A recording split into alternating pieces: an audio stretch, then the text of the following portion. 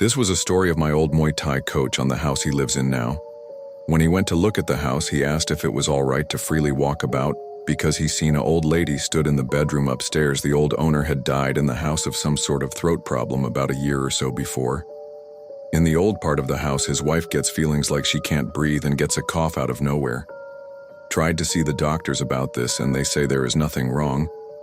Also told a story by his wife of something trying to hold one of the kids' heads underwater when she nipped out of the bathroom to get something really quick. Finally, they have to shut all doors upstairs at night as she has had feelings of a person standing at the end of the bed and can hear footsteps walking about. I've been in the house and the old building. It feels like someone is walking over you. Their dog won't go upstairs either. Its tail goes between his legs and just refuses to go up. They have had disconnected alarms going off in the night. The house definitely has some ghosts hiding about. I was staying in a friend of my husband's house overnight. My husband and his friend had gone out for the evening and I was settling down into bed. I turn off the light and go to sleep. Sometime during the night, I get the sense of someone watching me, and I open my eyes and see my husband standing at the foot of the bed. Well, not exactly my husband. I see the dark outline of a man with his shoulders slumped slightly forward and his head bowed. I say my husband's name and reach for the skylight. When I turn it on, the shape vanishes. Needless to say, I messaged my husband to make sure it wasn't him somehow, and sure enough, he was still out with his friend. Now, I would have chalked this up to my eyes playing tricks on me. Except when I mentioned it to my husband's friend's mother, she brought up the fact that their house was haunted by the spirit of a farmer who died on the second floor where I was staying. This is a weird one. I have a cousin that was bitten and always had some strangers occurrences. One time I was visiting my cousin's house, he was on his way home, and I was chatting with my aunt. My father is the handyman of the family. You need something fixed, he is your guy. So I'm talking to her and ask, "Hey aunt, why you not my uncle had fixed my cousin door?"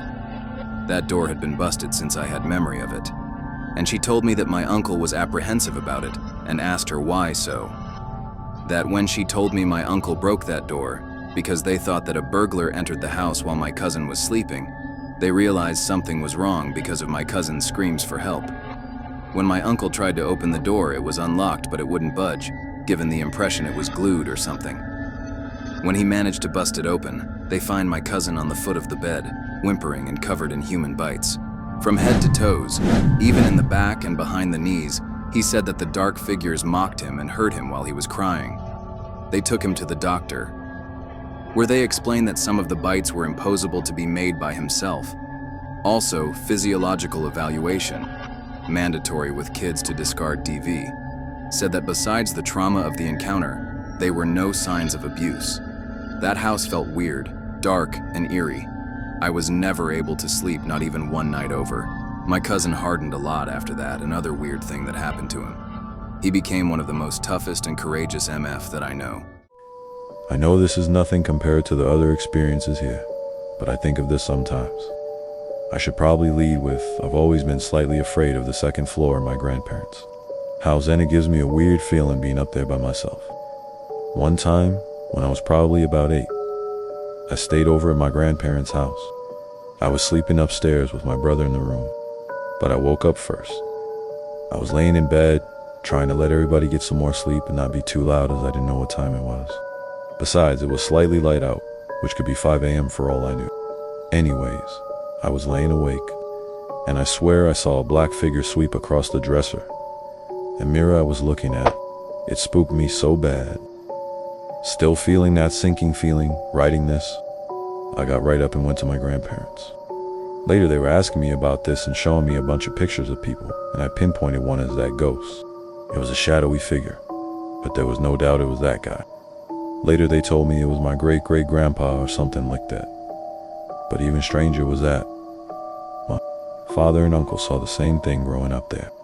Similar encounter to what I had. They also told me that he lived there and it was his house.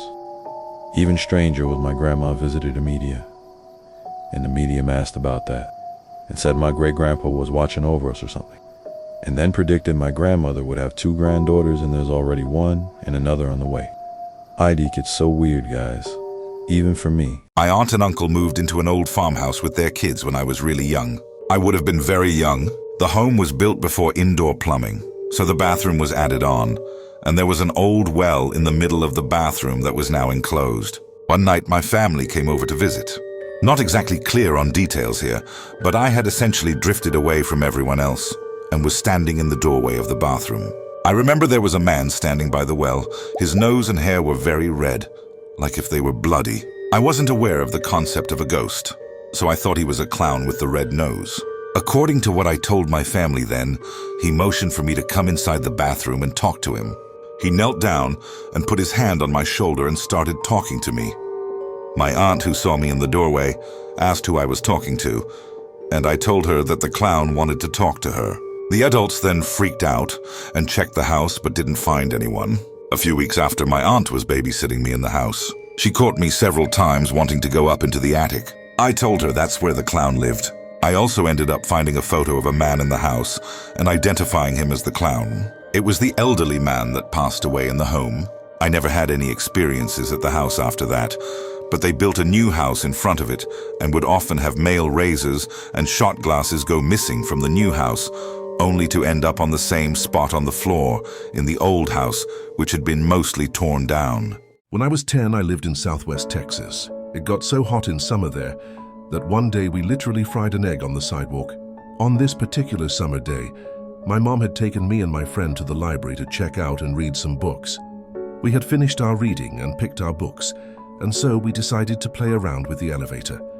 There were only 2 floors to the library, and one of us would go into the elevator, and as soon as the doors closed, the other would race down or up the stairs and try to beat the elevator. I was waiting for the elevator on the 2nd floor, and as it dinged, my friend took off. But as I stood there, the doors opened, and I got a huge shock. The elevator was full of about 8 or 9 people, but they were all looking up at the numbers inside it, staring unblinkingly like Zen cows. There was a man at the front, wearing a black 3-piece suit, gloves, a fedora, and a cane. Keep in mind, this was in Texas during 110°F+ heat. He was gaunt with a white mustache and slightly resembled the guy in Needful Things.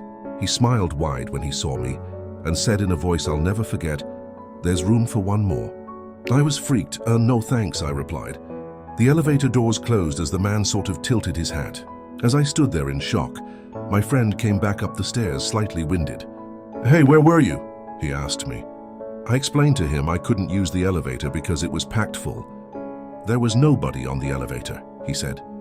I look back on this often, and the question, what if I'd gotten on it, haunts me. I have absolutely no clue what would have happened if I'd gotten on, and it is sort of frightening for sure. I know how all of it sounds, but I swear to the higher power this really happened.